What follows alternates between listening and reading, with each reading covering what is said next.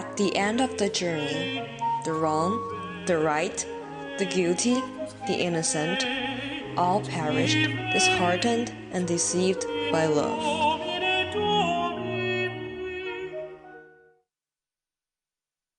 The young man that committed suicide is Zhou Ping, the eldest young master of the Zhou family. But what actually is it that pushed this young master who lived a decent life to surrender himself to despair and end his life? It all began with his double incest with two women.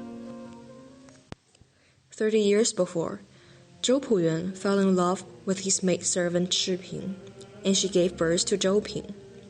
But Zhou Puyuan's parents drove away Shi Ping in order to force him to marry a girl of an influential family. Zhou Ping was sent to the countryside, and Zhou Puyuan remarried Fan Yi. When Zhou Ping went back to the Zhou family, he was indulged in a sexual relationship with his stepmother, Fan Yi. While Zhou Ping began to feel regretful due to this illicit relationship with Fan Yi, Si Feng, the servant of Zhou Ping, appeared and fell in love with Zhou Ping. However, Si Feng was actually the daughter of Shi Ping, and the young couple had no idea of their half-blooded relationship until the appearance of Shi Ping in Zhou family. At the center of the complex web of conflicts lies Zhou Ping, the one we will mainly focus on analyzing.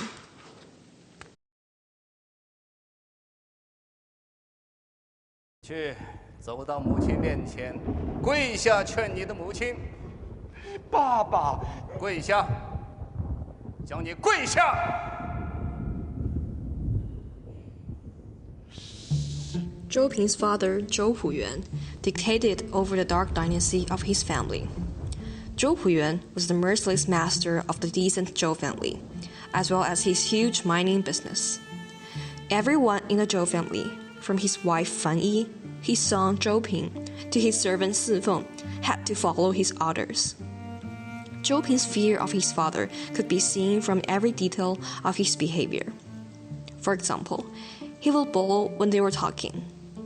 The deep-rooted fear, starting from the very beginning of childhood and throughout his life, heavily influenced his frame of thinking and darkened his view of the world and life.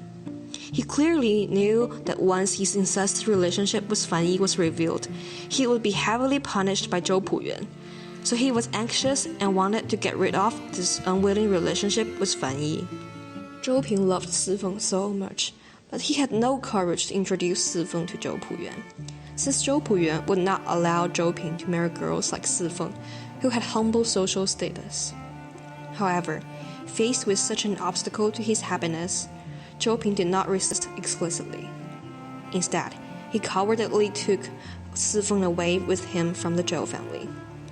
The oppression from Zhou Puyuan was the source of every pain in Zhou Ping's life, and thus the fundamental reason of his overall tragedy.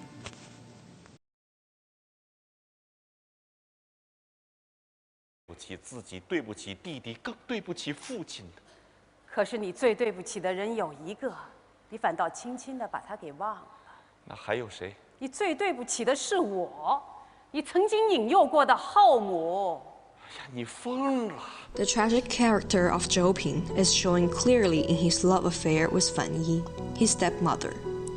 Raised up in a hierarchical family and lacking the love from his mother, Zhou Ping easily fell in love with his stepmother, another pathetic person who was locked up in this suffocating family by the dictator Zhou Puyuan.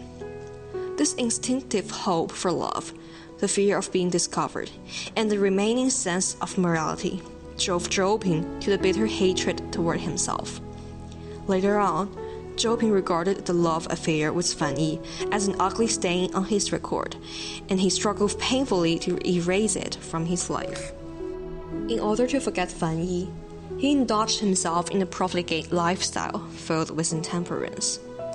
However, he was not happy, and he could never be, because Fan Yi never forgot him.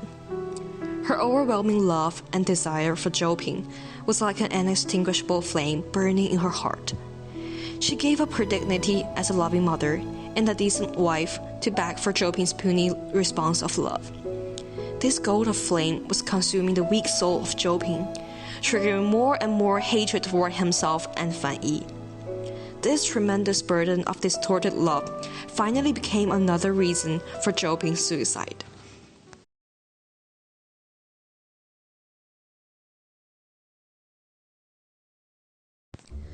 The ruthless fate is the last straw that breaks the camel's back. The doomed karma of Zhou Ping determined that he could not have any happiness he wants. The irony of destiny lied in his relationship with Si Feng, the one he finally loved deeply, who turned out to be his own half-blooded sister. Si Feng reignited his life when Zhou Ping was immersed in the deep regret of his ancestral relationship with Fan Yi. She brought hope and true love to Zhou Ping, which he never experienced before. He was about to embrace a new life when the truth of Si Feng and his identity revealed. Here, recognition and reversal took place at the same time. The moment he was forced to kneel down to recognize Si Feng's mother as his own mother, he collapsed. This is a fatal blow to Zhou Ping's belief in life. However, it is neither Si Feng nor Zhou Ping's fault. It is a legacy of love and hate of the older generation.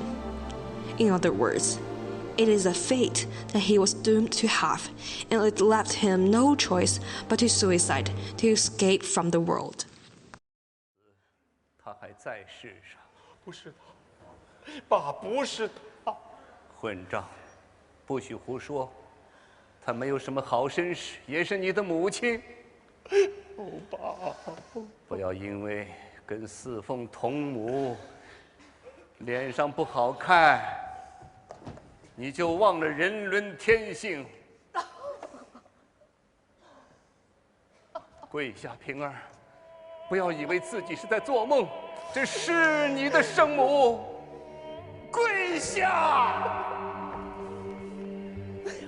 父亲，母亲，这不是真的，这不是真的。